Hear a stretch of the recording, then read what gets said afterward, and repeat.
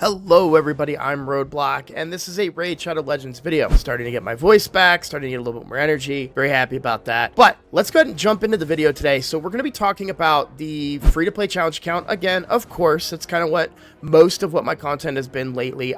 Now that I'm getting my voice back, I'm very excited to get into some guide videos and things that I've been wanting to make for you guys for a long time. And now with the power of editing, we can hopefully get some really high quality content out there with tips and tricks for different bosses and things like that. Hold up, click the link right now in the description to get a free legendary Bambus and one amazing free epic as you level up. Here are the exact steps that you need to follow. Step 1, log out of Plarium Play on PC and uninstall. If you've never had Raid installed on your mobile phone before, the link will work there too. Step 2, click the link in the description and register with a brand new email. Step 3, launch Raid and complete the tutorial. Step 4, go to your inbox and claim your first champion. Here we go. You'll find Bambus here as well as Tagoar at level 15. This is a great account start in Raid, so click on my link right now and follow the steps. But I actually have massive update news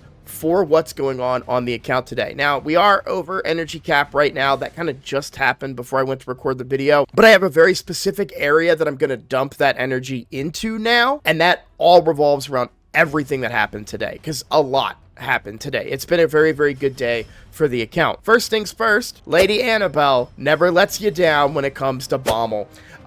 So we beat Bommal here in the Doom Tower. You can see we beat Bommal. This is where we were stuck, stage 90 of Bommal. Went ahead and beat that pretty easily with Lady Anabelle. Getting her those masteries increased her speed, increased her HP a bunch, and we have War Master on her, which allows us to do damage to the boss at a faster rate than without it. So it was probably about a 10-minute run. Very, very easy. Just click go, went and did some chores around the house, come back, Bommal was done. I am a little nervous about Scarab King because we don't have any destroy gear. Currently, I should say. We could probably farm some, but we don't have a good set of destroy to put somebody like Cold Heart or Armiger into. So I'm a little nervous about that. However, I still think we'll be able to pull it off with how tanky and strong our team is. And we do have quite a few shields between Taragi and Tagoar, their two shields. And I don't know who has rings, shield rings, and who doesn't,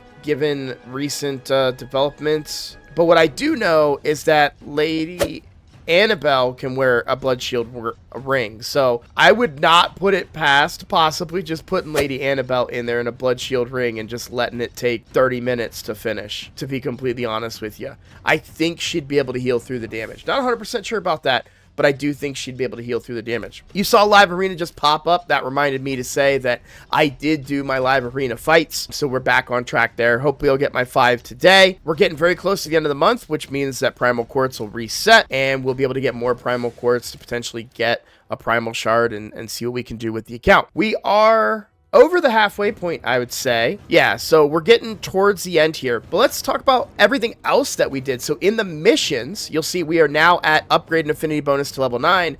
That means that I did all of the stages, all of the dungeons on level 15 on auto 10 times. Basically, I had a whole bunch of those. That's why we have so many gems. Each one of those missions was worth a bunch of gems. So we plowed through all of those and we got to the affinity bonus to level 9.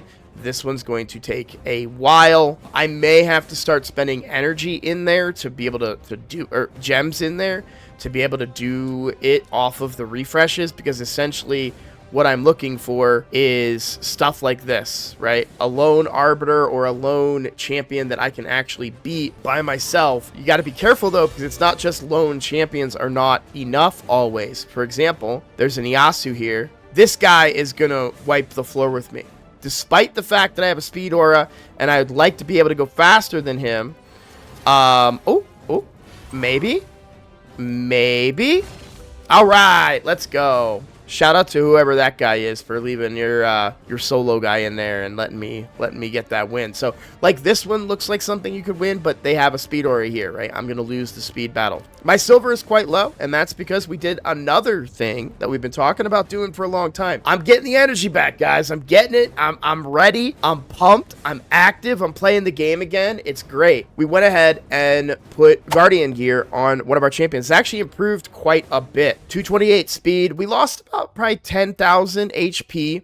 We did definitely lose a lot of HP, which will affect his Tagoar's healing, of course, but we got a lot of speed out of it. A lot of speed. We got like probably 20, maybe like 15 speed, possibly. And of course, now we have the passive healing and damage reduction effect of it. What were the results? What did we see? Well, I've barely been scraping by and getting a 1 key maybe every third run on Brutal. This is not scraping by. 31 million on Brutal is not only a very easy 1 key, but that's a very solid performance out of the team there. I'm very, very happy with that. To put it in perspective, you can see somebody kind of using similar concept teams here, and they're 2 keying it. Neva, who is an absolutely stacked account, is just under 40 million, and I'm about 9 million behind them. And you know, they're talking about an account that has Geomancer on it, so absolutely stacked account, and I'm able to keep up with that. Hopefully that will carry on into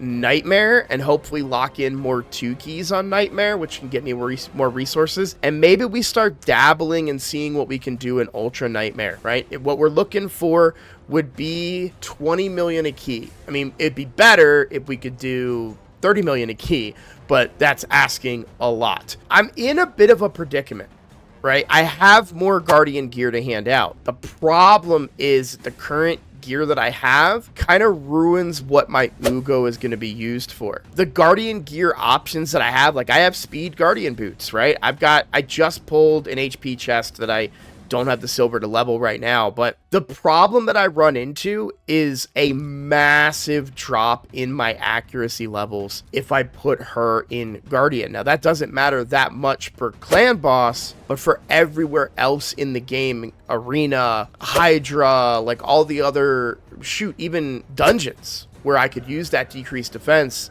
dropping, I'm already low accuracy for some of the dungeons I'm trying to do, and you're talking about dropping that even further for Guardian set to be on her. It just doesn't quite work out. Now, I would love for you guys to let me know in the comments, should I put Taragi in this gear? Taragi's accuracy is already pretty low, so we're not really losing anything by putting the Guardian gear on him. We would always have the ally protection kind of up, and he would heal himself a lot more often than only when he uses this 3-turn cooldown ally protect, where he heals himself by 25% of their max HP, right? Oh, and he heals himself by quite a bit too, because of all the poisons that are on the enemy team, thanks to Calvalax. Calvalax does a good job of keeping those poisons up, but it'll get even better with Guardian giving him a heal every turn and reducing some of the damage that's going out across the team. In my head, I'm wondering, like, is there a downside when it comes to ally protection and Guardian gear, right? Is he going to take more damage when his ally protection is out there than we would want him to take, for example? It's one concern that I have, if I'm just being honest with you guys, because I've never done it. Some of you in the comments said, hey, it's fine to do. I don't know that. I just flat out don't know that. So that's kind of the direction that I'm headed. You know, I got to figure that out. We didn't break any records on Chimera. We just kind of did enough. Obviously enough to get an easy chest. Normal, we fell a little short of the big chest. We needed 9.75. Man, I'm doing Chimera across 3 accounts all at the same time. So I just took the key that they autoed, and I took the key. I wasn't worried about doing anything too crazy. We, on the leaderboards, are still pretty high up there on Chimera progress, and now a lot of people are really waking up on Chimera too. So on normal, you see a lot of teams up here that are probably getting past Viper the first phase. So we almost did that, by the way. Even on auto, I would just happen to glance over and I was like, wait a minute, Ugo might survive here. And by 1 turn, she just barely died and missed it. It was unfortunate, but like I already mentioned, we did get a lot of dungeons up to 15. This one's already at 16. You can see that at 15, it was about 2-minute run. Not that bad. Spider, we got to 15 on a 2-minute run. That worked really, really well. That worked really well. I didn't even need Cold Heart. This is the team that I used for it, and this is before I did the Guardian gear stuff, so I actually suspect it'll probably be even a little bit better. Everyone will be a little more survivable, but I actually think we'll be able to push pretty far. We might not even need to use Cold Heart. I mean, it's a natural instinct to want to build a Cold Heart. She's a great champion, going to be used in a lot of areas of the game, and especially as the difficulty ramps up. But I might be getting ahead of myself and saying that we're not going to use her, but regardless, I was very happy with the performance that my team did on stage 15, and eventually, stage 20 is going to be right around the corner here as one of the missions. We have stage 17 a bunch of times, and then stage 20 right after that. The biggest hiccups, the biggest holdups are going to be the affinity bonuses, and ultimately it's just on me to keep refreshing this every 15 minutes and knock out my free wins or don't knock out my free wins. So I think I'm going to have to set a timer and just start doing it because I don't really want to spend too many gems right now, if I'm honest with you. I like having the energy, especially if in the coming days we pull somebody that's force affinity and pretty good. We do have some progressive stuff coming up over the weekend, so we are going to pull shards. You'll see that we have 2 voids. I think one of those was from Clan Boss, and one of those was from the missions. There are quite a few of them that are involved in the missions right now, so lots of void shards coming out, which is great. Yeah, I mean, it's been going really, really well, and we cleared Doom Tower. Arena's going well. Live Arena went really well. Rebuilding Tagoar and finishing Lady Anabelle was a big part of it. I will say the accuracy is still pretty low. It's possible that these gauntlets could be swapped out for other ones since they have accuracy on them. Unfortunately, I don't have any other Guardian gauntlets with HP except for these ones, which come with speed and accuracy. I don't know. Maybe these are actually worthwhile on Ugo. I doubt it, because the ones that are on Ugo are... I guess it depends on how they roll. These don't have any accuracy on them.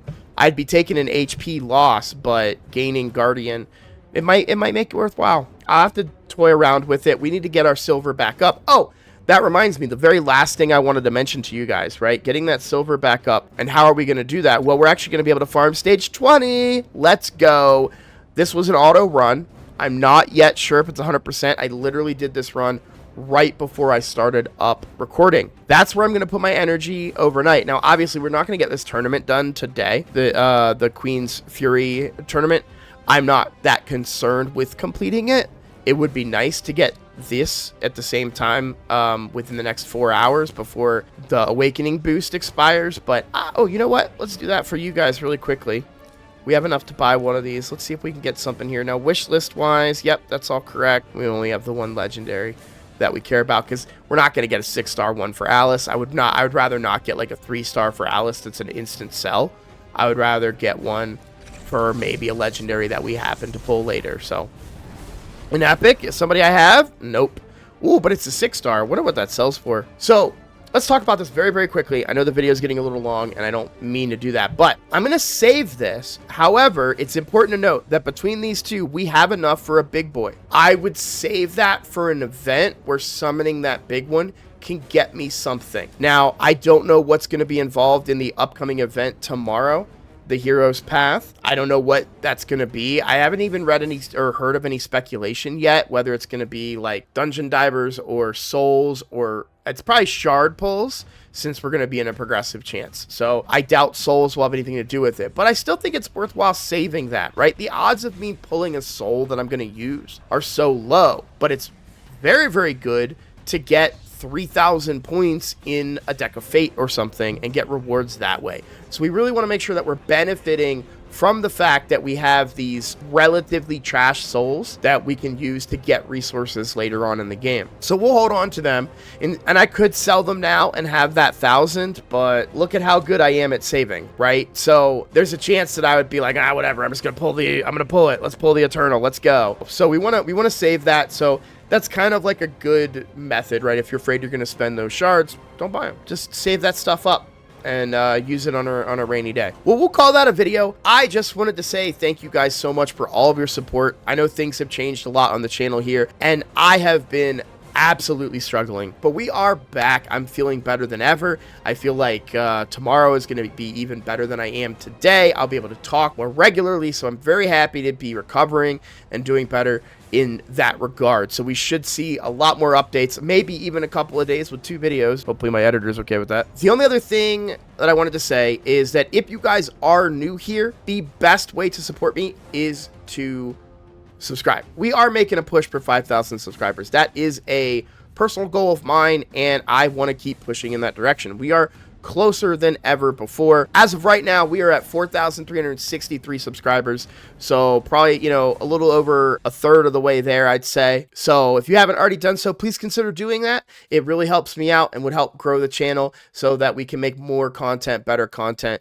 You know, a part of why I have this partnership with Game Leap that we're working with, check out my promo code, by the way, down below. But part of the reason that happened is because you guys have been with me every step of the way, growing and building this channel. So subscribing really does help small creators like me, and it's just something to consider. We are going to pull some shards tomorrow, so check out tomorrow's video. Thanks for watching, guys. I'll see you all next time. Take care.